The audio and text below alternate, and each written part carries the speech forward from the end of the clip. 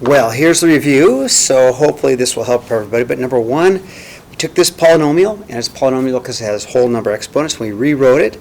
Standard form, you put the largest exponent first, so 4x squared goes next, and then an x to the 1, and then the 3. That's in standard form.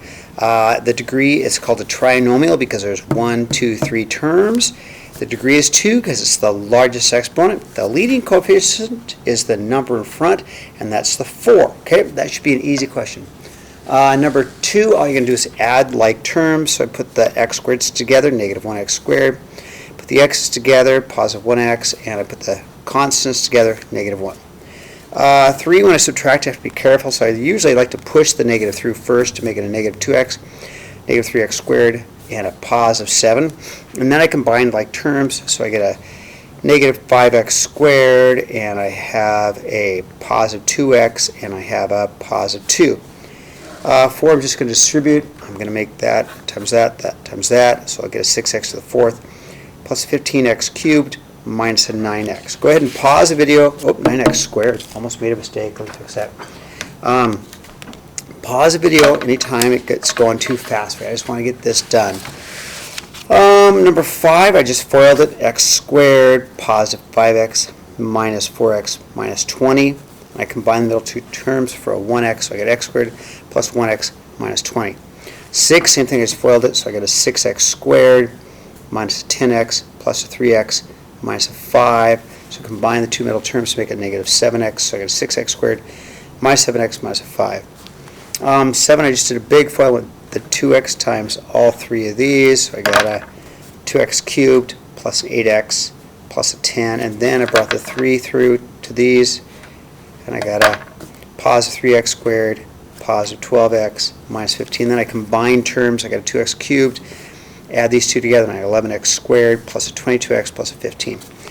8, to graph it, I graphed the parabola, and remember, I started way down at negative 6, and I did my 1 squared is 1, my 2 squared is 4, 3 squared is 9, I went all the way through, 4 squared is 16, so I went up 16 units, and I knew it was symmetrical, so I graphed the parabola, and then y equals 10 is up here. They intersect at these 2 points at 410 and at negative 410, okay? On the next page, I'm solving, and there's always 2 answers. Remember, 2 answers, always. 2 answers, always. So plus 30, I get 81. I square rooted to get rid of the x squared. Square rooted. So I square root 81, I get 9 and negative 9. So it's plus or minus 9.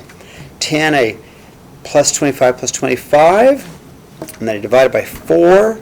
So I got 25 fourths, but I square rooted. Square root of 25 is 5. Square root of 4 is 2. So it's plus or minus 5 over 2, or 5 halves. 2 answers. 11, first thing I have to do is divide by 3. So divided by 3, and I got 9. And then I square rooted, and because I have to get rid of the square. Square root of 9 is 3, but it's 2 answers. 2 answers, so I got to go plus or minus 3. So I have an x minus 1 equals a 3, and an x minus 1 equals a negative 3. And I solve both. 1 plus 1, I got 4. Plus 1, I got negative 2. 12, got to solve, so I first added the 40 to get rid of the 40, and I got a 49. I square rooted both sides. Square root of 49 to get rid of the square. Square root of 49 is 7, but it's plus or minus 7 because there are 2 answers. I went, so an x plus 2 equals 7, and I did an x plus 2 equals a negative 7. So then I went minus 2, and I got 5. And here, x plus 2 equals negative 7, so I minus 2, and I get negative 9. Okay? Again, if you have questions, ask me specifically. I'm kind of going through this kind of fast. You're going to pause it and watch it, okay? On 13, I have to reduce it, so I square root. Now, I can't take the square root of 18, but I can break that down. We've done this before. The square root of 18 can be broken down into square root of 9, square root of 2. We know what the square root of 9 is. It's going to be 3. So we get 3 squared is 2. Plus or minus, 2 answers, plus or minus. And then I went minus 2, and I can't subtract these 2. That's a square root. That's a whole number. Well, an integer. You cannot put these 2 together, so I left it as negative 2 plus or minus 3 squared is 2. Now, you have 2 answers. You got negative 2 plus 3 squared is 2 and negative 2 minus 3 squared is 2. Okay? 14, very similar. Plus 4 plus 4. Oh, minus 4 minus 4. And then I take the square root of it. Wait a minute. Can't take the square root of a negative number. So in this one, there is no solution. Cannot take the square root of a negative number. No solution. Okay, 15. First of all, I want to divide by 2. So if I take 48 and divide by 2, I get 24. I take the square root of 24. Well, I can't take the square root of 24, but I can break it up. So we've done these before. Square root of 24, I can break it up to square root of 4 times square root of 6. Square root of 4 is 2. And so I get 2 square root of 6. Then I add 5, and I really can't add an integer to a square root, so I have to leave it just as 5 plus or minus, because there's 2 answers, plus or minus 2 square roots of 6. Okay?